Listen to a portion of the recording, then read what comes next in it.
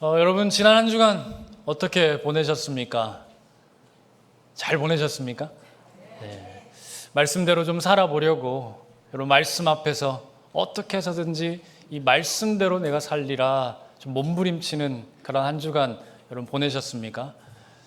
저도 이 말씀대로 한번 살아보려고요. 지난 한 주간 참 무던히도 애를 썼습니다. 그런데 참 여지없이 무너지고 참 어렵다라는 것을 다시 한번 깨닫고 경험하는 그런 한 주간이었습니다.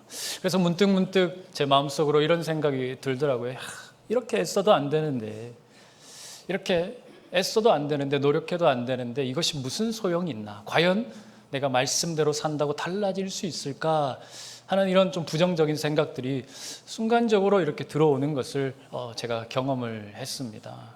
그러던 중에 이제 지난주 목요일에요. 어떤 한 분이 쓴 글을 제가 우연히 이렇게 읽게 되었습니다. 다른 자료들을 찾다가 이제 이 분의 글을 제가 읽게 되었는데 이분도 저와 비슷한 고민을 하고 계시더라고요. 이분도 보니까 기도와 경건 생활을 얼마나 열심히 하는지 몰라요. 벌써 수십 년째 아침과 저녁 기도의 시간을 정해놓고 최소한 40분씩 하나님 앞에 기도하는 그런 분이시더라고요. 그런데 이분이 똑같이 고민을 하는 거예요.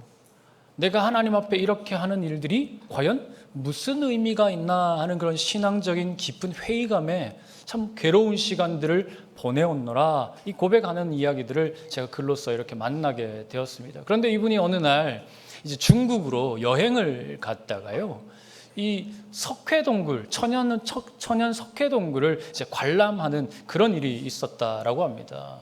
여러분 석회동굴에 들어가면 이제 종류석 있잖아요. 그 종류석을 보다가 문득 신앙적인 깊은 회의감에 빠져 있는 자신을 향한 하나님의 음성, 그 하나님의 뜻을 발견하게 되었다라는 것이죠. 여러분 혹시 종류석 보신 적 있으십니까? 그게 뭐야 하는 보시면 보셨다 아시죠? 보셨습니까? 네. 성가대만 보신 거예요? 제가 이제 작년에 울진에 가면 성류굴이라는 곳이 있습니다.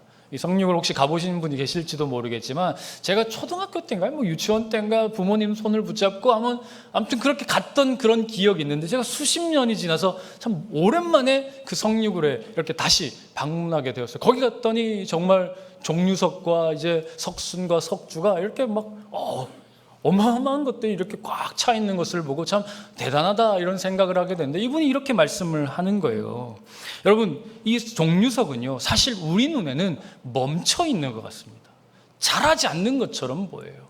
전혀 이것들은 변화가 없는 것처럼 보이더라라는 것이, 그렇지만 수천 년, 수만 년이 지나면 천장에서 한 방울 한 방울씩 떨어지는 그 석회 물질이 어떻게 됩니까? 쌓이고 또 쌓이다 보면 지금 우리가 발견하는 그 어마어마한 크기의 종류석과 석순과 그 석주로 자라게 된다라는 것이죠. 그러면서 이분이 뭐라고 말하느냐, 결국 우리의 신앙도 똑같더라라는 거예요.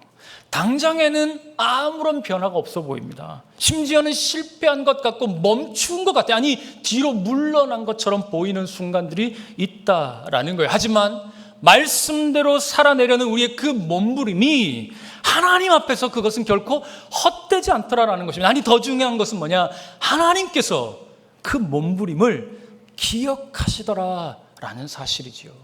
여러분 당장에는요 그렇게 애쓰면서 살지 않는 것과 몸부림치다가 실패하는 것 사이에 아무런 차이가 없어 보입니다. 변화가 없으니까요. 그러니 차라리 애써서 뭐하나, 아무것도 하지 않느니 안 하는 것이 더 낫지 않는가, 우리가 그렇게 생각할 수도 있지만 어차피 똑같으니까 아무것도 하지 않는 게 훨씬 낫다 생각할 수 있지만 그렇지 않다라는 거예요. 최종적으로 우리가 하나님 앞에 섰을 때에 여러분 그 둘 사이에는 분명한 차이가 있는 줄 여러분 기억하시길 바랍니다.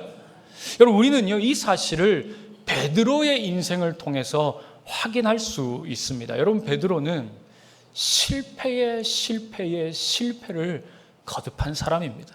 자신의 열심과 감정으로 말씀을 대했다가 무너지고 심지어는 어떻게 됐어요?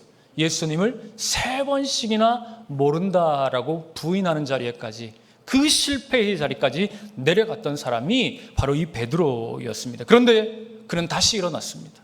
말씀을 붙잡았고요. 주님의 부르심에 반응하며 살아가려고 무던히 더 몸부림치며 애쓰며 노력하는 삶을 살았습니다. 여러분, 그 결과 베드로가 어떻게 되었습니까?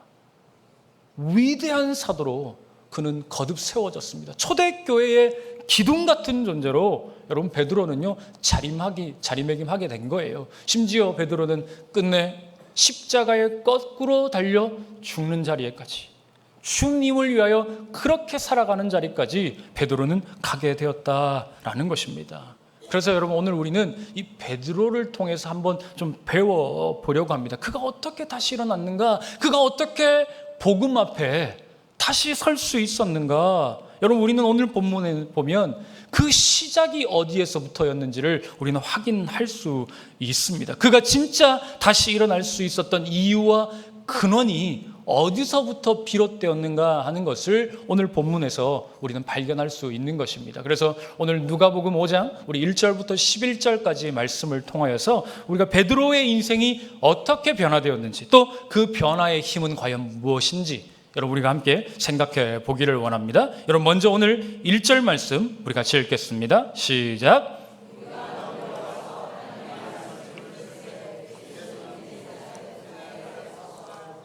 자, 여러분, 복음서를 보면요, 예수님 주변에는 항상 많은 사람들이 있었습니다. 물밀듯이 무리들이 몰려왔어요. 그도 그럴 것이 예수님의 말씀은요 다른 사람들과 달랐어요. 바리새인들과 달랐습니다. 권위가 있었습니다. 그래서 말씀 한마디로 병자를 고치시기도 하고 귀신을 내쫓기도 하는 그런 권능과 권위를 가지신 분이 예수님이셨습니다. 그리고 이 누가복음상으로도 조금 지나면 이제 그 무리들에게 이 오병이어의 기적을 예수님께서 이제 베푸십니다. 그러다 보니 무리들이요 예수님께 열광하는 것이죠. 예수님이 어디로 가든지 그곳을 발견하고 그것을 찾아내서 끝까지 예수님을 따라가는 사람들이 바로 이 무리들이었다라는 것입니다. 그러니 여러분, 오늘 이 장면, 오늘 1절에서 설명하고 있는 이 장면이 여러분 얼마나 아름다운 장면이에요. 잔잔한 호숫가에 이 예수님이 그 코스를 등지고 수많은 몰려드는 그 사람들을 향하여서 하나님의 말씀을 전하는 겁니다. 여러분, 상상만으로도 너무 아름답지 않습니까? 그곳에서 이제 예수님이 그렇게 하나님의 말씀을 이 무리들을 향해 전하고 있는 거예요. 그런데 그 수많은 무리들 가운데에서 전혀 다른 방향에 서 있는 한 사람을 오늘 우리는 발견할 수 있습니다. 여러분, 오늘 본문 2절 말씀 또 같이 읽겠습니다. 호숫가에 배 두 척이 있는 것을 보시니 어부들은 배에서 나와서 그물을 씻는지라. 자, 여러분, 여기에서 우리는 두 가지의 장면이 우리의 눈에 들어오는 것을 알 수 있어요. 여러분, 첫째는 갈릴리 호숫가에 배 몇 척이 있습니까? 두 척이 있습니다. 그리고 어부들이 무엇을 하고 있어요? 그물을 씻고 있다. 그러니 여러분, 지금 이 장면을 통하여서 우리가 유추할 수 있는 건 뭡니까? 지금 어업을 시작하려는 걸까요? 마치고 정리하려는 걸까요? 마치고 정리하는 때인 거예요. 이 어부들이요 지금 모든 일을 다 마치고 도구를 정리하고, 이 어부들은 이제 이것을 끝내면 집으로 가서 쉬려고 하는구나, 이 상황을 우리가 생각해낼 수 있는 겁니다. 그런데 바로 그 순간에 예수님께서는 이들을 향하여 한 가지 요청을 하죠. 특별히 시몬에게 예수님께서는 요청을 하십니다. 또 우리 3절 말씀 읽겠습니다. 예수께서 한 배에 오르시니 그 배는 시몬의 배라. 육지에서 조금 떼기를 청하시고 앉으사 배에서 무리를 가르치시더니. 자, 여러분, 예수님께서 베드로에게 이제 요청을 하셨어요. 그런데 이 베드로의 마음, 베드로의 관점에서 이 상황을 우리 한번 좀 생각해 보자고요. 말씀드린 대로 지금 모든 일이 다 끝났어요.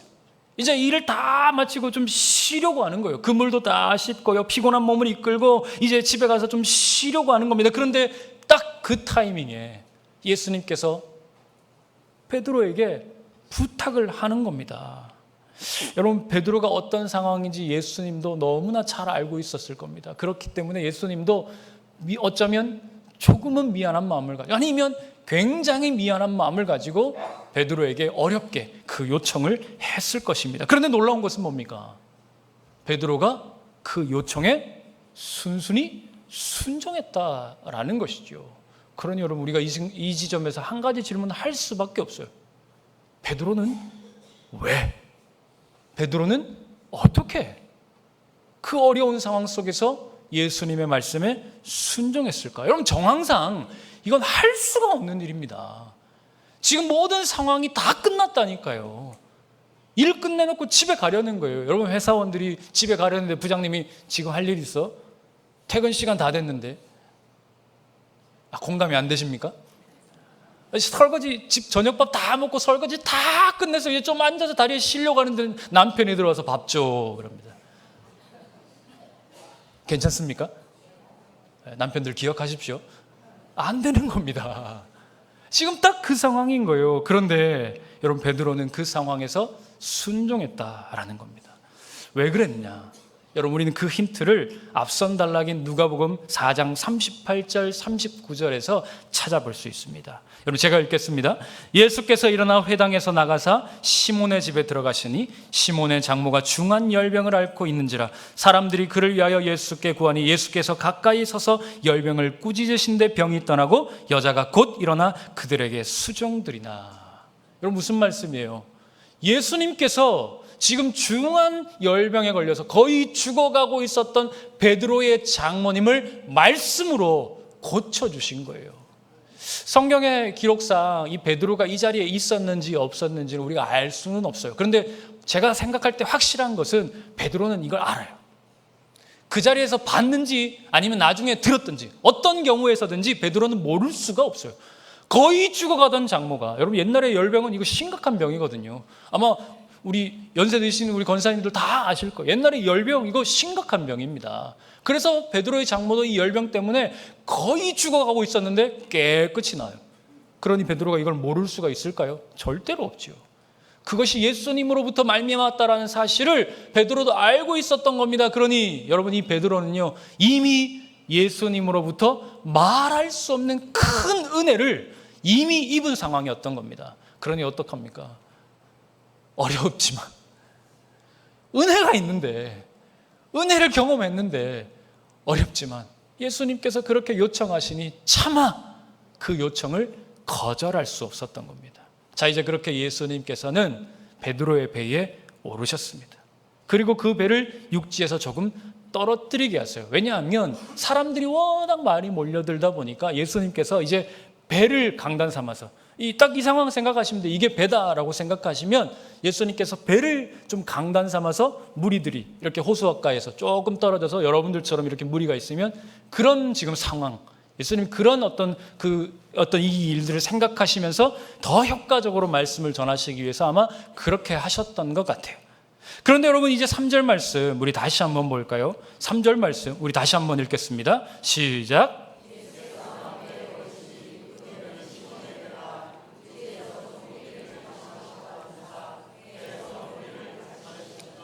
자, 여러분 읽으시면서 이 구절에서 지금 반복되고 있는 한 단어 혹시 발견하셨습니까? 뭡니까? 뭐라고요? 그렇죠. 성가대만 발견하셨죠? 배. 우리 성도님들 발견하셨습니까? 배라고요, 배. 몇 번 나와요? 3번이요? 성경 다시 읽으세요. 4번 나옵니다. 4번. 여러분, 성경에서 그것도 짧은 이 한 구절에 같은 단어가 지금 반복해서 나온다라는 것은 중요하다는 뜻입니다. 기억하십시오. 성경의 저자가 아무렇게나 성경을 쓰는 게 아니에요. 이건 중요하니까 집중해서 봐라. 놓치지 마라. 그런 의도를 가지고 기록해 놓고 있는 겁니다. 자, 그렇게 3절을 보면 이 배라는 단어가 중요하다라는 것을 이 누가복음의 저자 누가가 의도적으로 보여주고 있는데, 그렇다면 이 배가 왜 중요할까? 여러분, 이 3절에 나오는 이 배, 어떤 배입니까?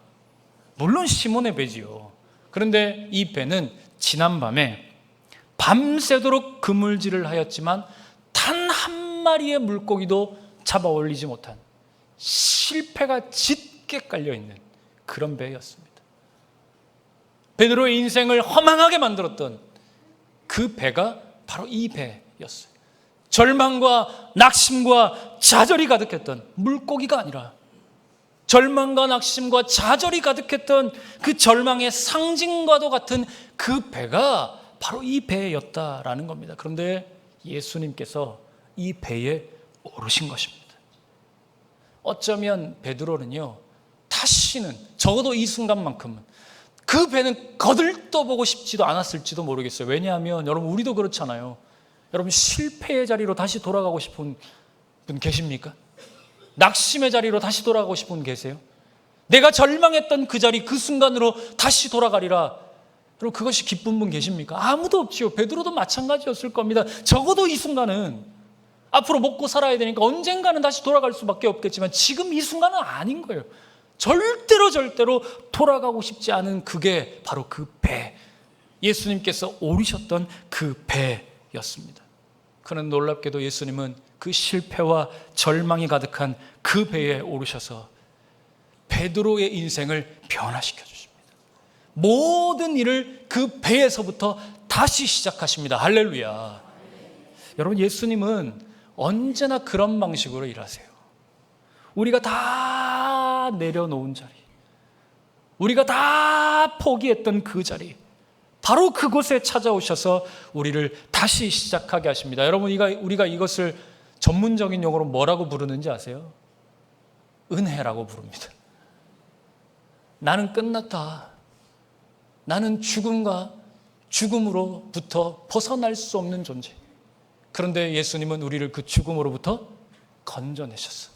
그 절망으로부터 건져내셔서, 그 어둠으로부터 건져내셔서 다시 새롭게 하나님의 백성으로 살아가게 하는 것, 여러분, 그게 뭡니까? 은혜이죠. 여러분, 우리 모두가 그 은혜로 여기까지 온 줄 믿습니다. 여러분, 서두에 말씀드렸지요. 베드로가 어떻게 다시 일어날 수 있었을까? 어떻게 다시 복음 앞에 설 수 있었을까? 여러분, 답은 분명합니다. 은혜 때문입니다.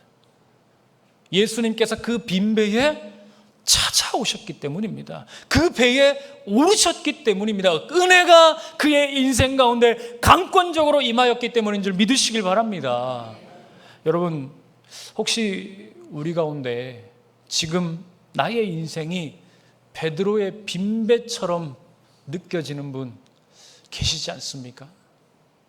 밤새 그물질을 했지만 아무것도 건지지 못한 내 인생, 너무나 허무하고 너무나 공허한 내 인생, 여러분, 그런 인생을 혹시 살아가고 있는 분 여러분 계시지 않습니까?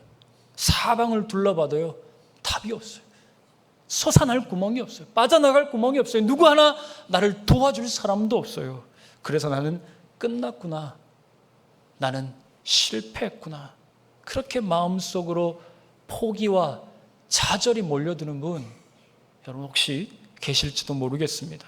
그렇다면 여러분, 그런 분이 계시다면 오늘 하나님께서 주시는 이 말씀 더욱더 굳게 붙잡으시길 바랍니다. 여러분, 끝날 때까지 끝난 게 아니다 라는 말이 있습니다. 성경에 나오는 말 아니에요. 끝날 때까지 끝난 게 아니다. 그처럼 여러분, 우리가 보기엔 끝난 것처럼 보여도요, 주님께서 우리에게 끝났다라고 말씀하시지 않는 이상 여러분, 우리는 끝난 게 아닙니다. 여러분, 주님께 끝났다라는 이야기 들어보신 분, 그런 분은 그냥 제 얘기 안 들어도 돼요. 아무도 안 들으셨죠. 아직 너 끝났어, 백 목사 너 끝났어, 아직 주님 저에게 그런 말씀 안 하셨다니까요. 그러면 끝난 게 아닙니다.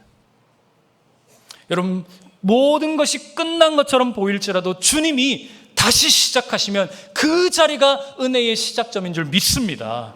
그러니 지금은 끝난 게 아니에요. 끝난 게 아니라 예수님과 함께 다시 시작하는 은혜가 있는 자리인 줄 믿습니다.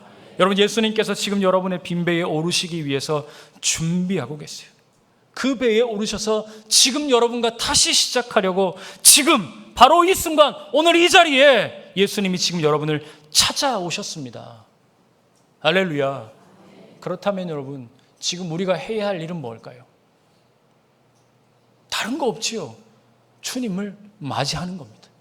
주님이 나의 빈 배에 오르실 수 있도록 자리를 내어드리는 것, 그 빈 배에 주님께서 오실 수 있도록 내가 주님을 맞아드리는 것, 여러분, 그것이 지금 내가 할 수 있는 단 한 가지, 여러분 다른 건 지금 필요 없어요. 그것만 생각하실 수 있기를 바랍니다. 그것이면 충분합니다. 사랑하는 성도 여러분, 오늘 실패한 것 같은 내 인생 가운데 찾아오셔서 내가 너의 인생에 함께 하겠다, 주님 말씀하고 계세요. 오늘 그 빈배에 예수님을 모심으로 말미암아 주님의 은혜로 다시 시작하는 저와 여러분 될 수 있기를 주님의 이름으로 간절히 축원합니다. 자, 이제 계속해서 우리 4절 말씀 또 함께 읽겠습니다. 말씀을 마치시고 시몬에게 이르시되 깊은 데로 가서 그물을 내려 고기를 잡으라. 여러분, 예수님께서 배 위에서 이제 무리들에게 말씀을 다 전하셨어요. 그리고 말씀을 마치신 이후에요, 베드로에게 갑자기 이렇게 말씀하십니다. 맥락이 없어요. 사실은요, 뜬금없이 베드로에게 이렇게 명령하는 거예요. 깊은 데로 가서 그물을 내려라. 지금 베드로에게 두 가지 명령을 내리신 거예요. 첫째는 깊은 데로 가라. 그리고 그물을 내려라. 여러분, 둘 중에 하나라도 베드로가 받아들일 만한 명령이 있을까요? 없을까요? 없지요. 여러분 생각해 보세요. 여러분, 이 명령을 하고 있는 예수님은 목수입니다. 바닷가 근처에서 일해본 적이 없는 분이에요. 그런데 베드로는 평생을 바다에서 살았던 이 전문 어부였단 말이지요. 특히 베드로는 이제 막 조업을 마쳐서 피곤에 찌든 상태였어요. 몸도 마음도 완전히 지친 그런 상태였습니다. 그러니 그런 베드로에게 깊은 데로 가서 그물을 내려라 하신 말씀은 사실 말도 안 되는 명령이었습니다. 이것은 베드로의 육체적인 한계를 넘어서는 명령이었어요. 경험을 넘어서는 명령이었고 상식 밖의 명령을 지금 예수님께서 베드로에게 하고 계신 것입니다. 게다가 지금은요, 밤이 아니었습니다. 당시에는 밤에 조업을 했거든요. 왜냐하면 지금 이 당시의 그물은 세마포로 만들어 가지고요, 밤이 아니면 낮에는 물고기들이 그물을 다 알아본대요. 그래서 물고기들도 그물이네? 여러분, 피해 간다라는 겁니다. 거짓말 아닙니다. 그렇다라는 거예요.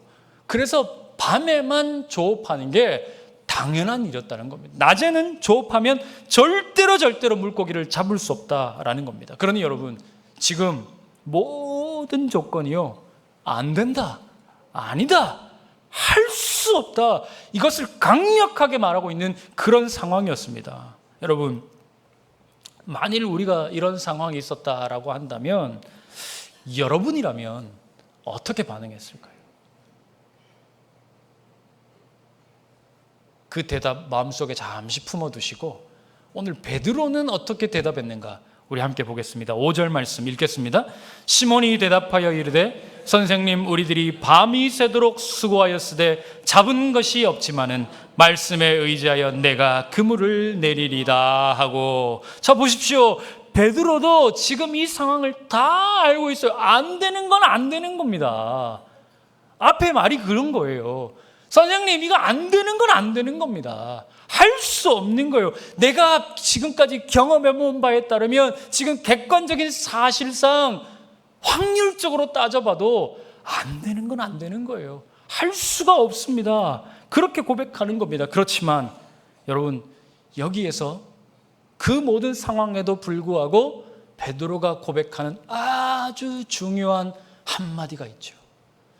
베드로의 인생을 완전히 뒤바꿔 놓은, 그때로부터 베드로의 인생이 뒤집혀버린 여러분 전환점이 되는 중요한 고백이 오늘 5절에 나옵니다. 여러분 5절 말씀 다시 한번 보면서 우리 색깔이 다른 이 글씨만 한번 읽어볼까요? 시작. 말씀에 의지하여. 말씀에 의지하여. 안 되지만 어떡해요? 할 수 없지만 어떡해요? 절대로 불가능한 상황이지만 어떡해요? 말씀에 의지하여. 여러분, 베드로가 겪고 있는 모든 상황을 반전시킨 한마디, 그게 바로 말씀에 의지하여. 안 된다, 아니다, 할 수 없다, 모두가 이것을 외치고 있지만 베드로가 의지한 것은 상황이 아니었습니다. 경험이 아니었습니다.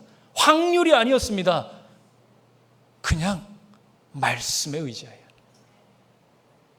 그렇습니다, 여러분. 베드로는요, 묻지도 따지지도 않았어요. 오로지 말씀에 의지하여. 할렐루야. 여러분, 믿음은 바라는 것들의 실상이요, 보이지 않는 것들의 증거다라고 말했습니다. 여러분, 지금 베드로에게 보이는 것이 있나요? 손에 잡히는 것이 있습니까? 아무것도 없습니다. 그런데 오직 그 말씀에 의지하여, 말씀을 믿음으로. 순종도 마찬가지예요. 여러분, 순종은 내가 할 수 있는 것을 하는 것, 여러분, 그거 순종 아닙니다. 우리가 지난주에 이 사울을 통하여서 봤지 않습니까? 순종은 그런 게 아닙니다. 내가 할 수 없지만, 아닌 것 같지만 하나님이 말씀하시니까 그 말씀에 따라가는 거, 여러분, 그게 순종입니다. 여러분, 여호수아 6장 말씀에 보면요, 이제 이스라엘 백성들이 출애굽을 해서 그 가나안 땅에 들어와서 첫 번째 전투를 하는 장면이 나와요. 어디입니까? 여리고성 전투입니다. 이 여리고성 전투를 앞둔 이 여호수아에게 하나님께서 한 가지 명령을 내리시지요. 엿새 동안 한 바퀴씩 돌아라. 그리고 마지막 날 일곱째 날에는 7바퀴를 돌아라. 그리하면 내가 이 성을 너희에게 넘겨주겠다. 여러분, 인간적으로 보면 이거 말도 안 되는 명령입니다. 여러분, 그렇다고 어디 가가지고 지금 저기 뭐 어디 요즘도 뭐 땅 밟기 한다시고 뭐 이 땅이 내 땅이라 하루에 한 바퀴씩 도시고 그런 분들이 있을 수도 있는데 지금 그런 거 안 됩니다.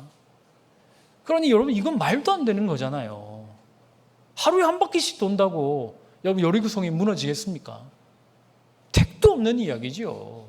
어린 반푼어치도 없는 이야기인 것입니다. 그런데 베드로, 여호수아가 어떻게 했습니까? 말씀에 의지하여. 말씀에 의지하여. 우리 한번 따라해 보겠습니다. 말씀에 의지하여. 그렇게 여호수아는 말씀에 의지하여 명령대로 순종했습니다. 믿음으로 나아갔습니다. 그랬더니 어떻게 됐습니까? 정말로 사람의 힘으로는 절대로 무너뜨릴 수 없는 그 여리고성, 천혜의 요새가 하나님의 말씀대로 마지막 7바퀴째를 도는 그 순간, 하나님의 말씀대로 함성을 지르는 그 순간, 그 성이 완전히 무너지고 말았습니다. 할렐루야. 여러분, 제가 앞서 여러분들에게 드렸던 그 질문을 다시 한번 드리겠습니다. 만약 여러분이 베드로와 같은 상황에 놓여 있다면 여러분은 어떻게 하시겠습니까? 밤새 수고했지만 열매가 없습니다. 수십 년을 예수 믿었지만 손에 쥔 게 없어요. 내가 평생을 교회를 위하여 애쓰고 수고하고 헌신하고 봉사였는데 아무것도 없어요. 그래서 안 되는구나. 이건 아니구나. 할 수 없구나. 모두가 다 그렇게 똑같이 이야기를 합니다. 그런데 바로 그때에 전 오늘 하나님께서 부족한 종의 입술을 통하여서 여러분들에게 말씀하고 계신 줄 믿습니다. 귀 있는 자는 들으시길 바랍니다. 하나님 이렇게 말씀하시는 거예요. 안 되는 것 같이 깊은 데로 가서 그물을 내려라. 아무것도 보이지 않지만 포기하지 말고 나에게 순종해라. 나를 따라와라. 주님 말씀하시는 겁니다. 사랑하는 성도 여러분, 오늘 우리의 현실이 너무 뻔합니다. 안 될 것 같아요. 할 수 없을 것 같아요. 포기하는 게 훨씬 현명한 것처럼 보이는 것이 사실입니다. 그렇게 결론 내릴 수밖에 없는 현실이 우리를 가득 채우고 있어요. 그렇지만 오늘 하나님께서, 오늘 우리 주님께서 말씀하세요. 말씀에 의지하여. 말씀에 의지하여. 사랑하는 여러분, 믿음으로 나아가십시오. 순종함으로 나아가십시오. 그러면 됩니다. 그 뒤에 일은 우리의 영역이 아니에요.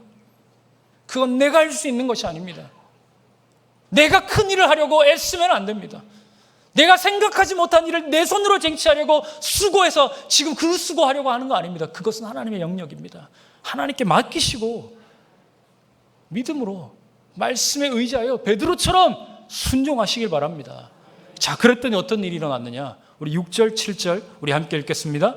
그렇게 하니 고기를 잡은 것이 심히 많아 그물이 찢어지는지라. 이에 다른 배에 있는 동무들에게 손짓하여 와서 도와달라니 그들이 와서 두 배의 채움에 잠기게 되었더라. 할렐루야. 대박 사건이 났습니다. 대박도 이런 대박이 없어요. 잡은 고기가 너무 많았어요. 그물이 찢어질 지경이었어요. 우리말 성경을 보면 이미 찢어진 것처럼 보이는데 원문을 보게 되면 이제 찢어지는 중이었어요. 막 물고기들이 가득 차가지고 펄떡펄떡 뛰니까요. 여기서 찍찍찍찍거리면서 막 그물이 막 찢어지기 일보 직전이었던 거예요. 그러니 여러분 베드로가 얼마나 다급하겠습니까? 빨리 오라고, 빨리 오라고. 옆에서 작업하고 있는 다른 친구들 빨리 오라고, 나를 도와달라고, 아니면 이거 다 놓치게 생겼다고 막 소리를 치는 것입니다. 그랬더니 결국에는 두 배가 가득 차게, 배가 잠기게 될 정도로 많은 물고기를 잡게 되었다. 만선의 기쁨을 그들이 누리게 되었다라는 거예요. 어떤 주석을 보니까 이때 잡은 양이 거의 한 2주치를 한 번에 잡았다라고 하더라고요. 대박이죠. 여러분 2주 동안은 일 안 해도 되는 겁니다. 먹고 살 걱정이 없는 거예요. 그러니 이런 기쁨이 이루 말할 수 없도록 그 베드로에게는 가득했을 것입니다. 여러분, 우리가 신앙생활 하면서 바라는 게 이런 거 아닙니까? 예수 잘 믿고 주님의 말씀에 의지했더니 만선의 기쁨이 내 삶에 넘치는 것입니다. 할렐루야.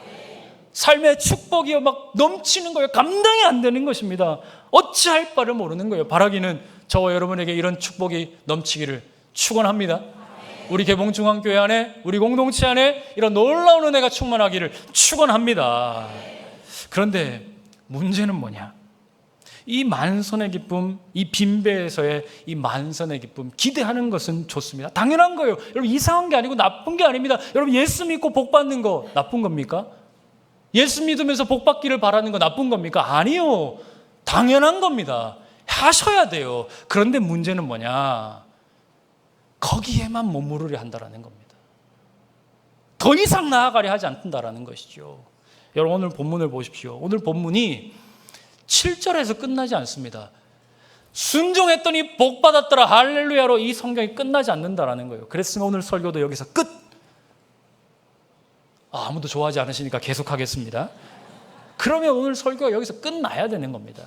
6절, 7절에서 말씀이 끝났어야 돼요. 그런데 성경은 거기서 끝나지 않지요. 오늘 이 이야기는 8절부터 11절까지가 이어지고 있습니다. 진짜 이 이야기의 결론이 이겁니다. 여러분 우리 8절부터 11절 함께 읽겠습니다.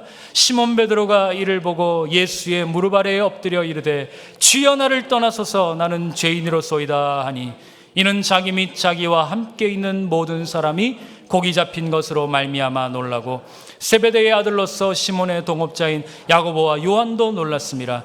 예수께서 시몬에게 이르시되 무서워하지 말라 이제 후로는 내가 사람을 취하리라 하시니 그들이 배들을 육지에 대고 모든 것을 버려두고 예수를 따르니라. 자 여러분 베드로가 만선의 기쁨을 누렸습니다. 그러면 여러분 이 이후에 베드로에게서 나올 수 있는 마땅한 대답 뭡니까? 오 주님 감사합니다. 할렐루야. 내게 복을 더 주시옵소서. 이거 아닙니까? 그리고 예수님 말씀만 하십시오. 말씀만 하시면 예수님은 그냥 가만히 계시고 말씀만 하시면 제가 물고기 다 잡아 올리겠습니다. 나랑 동업하십시다. 예수님 5, 제가 5. 싫으시면 예수님 6, 제가 4. 그것도 안 되면 예수님 9, 제가 1. 그것만 안 됩니다. 더 이상은 안 되고 그렇게 하십시다. 여러분 복 받은 자가 이렇게 얘기하는 거죠. 더 주십시오 복. 여러분 복 받으신 분들이 이 복은 제가 받을 복이 아닙니다. 이제 그만 주셔도 됩니다. 이런 분들은 없습니다. 더 달라고 더 달라고. 그게 당연한 거예요. 베드로의 반응이 그런 게 당연한 겁니다. 그런데 여러분 오늘 베드로는 뭐라고 이야기합니까? 주여 나를 떠나소서 나는 죄인입니다. 여러분 이상하잖아요. 마땅한 반응은 이게 아닌데 그런데 베드로는 엄청난 축복을 받아놓고도 정작 그 자리에서 더 달라고 말하는 것이 아니라 주여 나를 떠나소서 나는 죄인입니다. 왜 그랬을까요? 여러분 베드로는 이 사건을 계기로 영적인 눈이 띄어졌습니다. 그동안 자신을 가리고 있던 이 영적인 어두움이 완전히 거쳐져서 내 앞에 있는 이분이 누구인지를 정확하게 알게 된 거예요. 여러분 말씀을 보시면 5절을 보세요. 지금 베드로가 예수님을 향하여 뭐라고 부르고 있어요? 선생님이라고 부릅니다. 물론 좀 다른 의미가 있기는 하지만 여러분 이것은 예수님을 그냥 나와 좀 다른 분 그 정도로만 고백하고 있는 겁니다. 병을 고칠 수 있는 분, 말씀이 좀 뛰어난 분, 이 정도로만 고백하는 겁니다. 그런데 오늘 본문에서 베드로가 이 놀라운 축복과 기적을 경험하고 난 뒤에는 예수님을 뭐라고 불러요? 주여, 퀴리오스라고 부릅니다. 여러분, 신약 성경에서 이 퀴리오스라는 말은 하나님께 붙이는 호칭이에요. 그러니 베드로가 무엇을 깨달은 겁니까? 지금 내 앞에 있는 이분이 메시아시구나. 하나님이 보내신 메시아시구나. 바로 이분이 하나님의 아들이시구나 하는 것을 베드로가 마침내 깨닫게 된 것이죠. 그러니 베드로는 그 하나님 앞에서, 신적 존재 앞에서, 하나님의 아들 앞에서 가만히 있을 수 없는 것이죠. 꿇어 엎드릴 수밖에 없는 것입니다. 여러분, 이게 마땅한 반응이에요. 은혜 입은 자가 보일 수 있는 마땅한 반응. 여러분, 우리도 은혜를 크게 받으면 어떻게 하는지 아세요? 엎드립니다. 그거밖에는 방법이 없어요. 말이 많이 나올 것 같지요? 한마디도 못합니다. 그냥 꿇어 엎드리는 겁니다. 그냥 꿇어 엎드리는 거예요. 그런데 더 놀라운 것은 뭡니까? 우리 주님께서 그 고백을 들으시고 이렇게 말씀하는 거예요. 무서워하지 말라. 이제 후로는 내가 사람을 취하리라. 여러분, 이게 복음입니다. 죄인임을 고백하는 자를 예수님께서 외면하지 않으시고 그를 어떻게 해요? 다시 부르시는 겁니다. 영원한 어둠 가운데 그를 방치하여 두시는 것이 아니라 주여 내가 죄인입니다 라고 고백하는 자, 그 어둠 가운데, 절망 가운데, 고통 가운데, 아픔 가운데 허덕이고 있는 그 자를 다시 불러내셔서 위대한 사명의 자리로 그를 옮겨가시는 것이지요. 그리고 마지막 11절, 그들이 배들을 육지에 대고 모든 것을 버려두고 예수를 따르니라. 사랑하는 여러분, 오늘 이야기는 베드로가 물고기를 많이 잡은 이야기로 끝나지 않아요. 무엇으로 끝나나요? 잡은 물고기마저 다 버려두고 예수님을 따라가는 이야기, 예수님의 제자로 살아가는 이야기. 여러분, 하나님께서 오늘 이야기를 우리에게 왜 들려주셨을까요? 우리의 삶의 자리가 어디여야 하는지를 분명하게 말씀하고 계신 것입니다. 여러분, 빈배였던 아침이었습니다. 실패의 자리에서 어찌할 바를 모르던 그 아침이었습니다. 바로 그 시간 주님께서 찾아가셨습니다. 그리고 그를 불러주셨어요. 그리고 그를 위대한 사명자로 다시 세워주셨습니다. 사랑하는 여러분, 오늘 주님께서 여러분에게 찾아오셨습니다.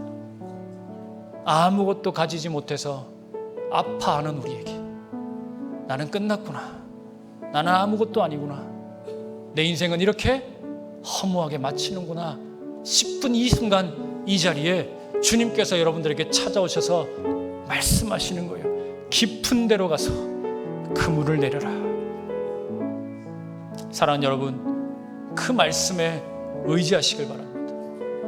오늘 주님께서 우리에게 말씀하실 때에 말씀에 의지하여 믿음으로 순종하는 저와 여러분 될 수 있기를 간절히 소망합니다. 그러면 됩니다. 그러면 됩니다. 그것이면 충분합니다. 오늘 주님께서 여러분을 초청하시는 그곳 가운데 믿음으로 순종함으로 나아가 주의 영광의 사명을 다 함께 감당하는 저와 여러분 될 수 있기를 간절히 소망합니다. 이제 우리 함께 찬양할 텐데요, 이 말씀